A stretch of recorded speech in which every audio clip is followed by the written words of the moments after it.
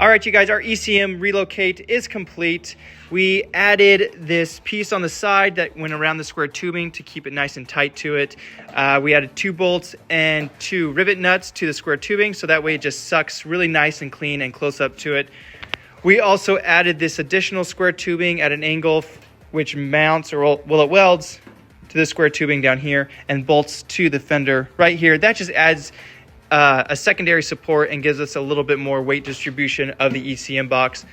This is moving a little bit, so we will add another bolt to the back side of this so that way it doesn't move and vibrate while driving, and add some additional noises that could potentially be relatively annoying while we're driving. And don't worry, I'm not a welder. I don't claim to be, never taken any classes or courses, but this will all be ground down. It'll look nice and clean when we're done with it and get it ready for powder coat. But that is it. That's complete, and we can move on to the next task.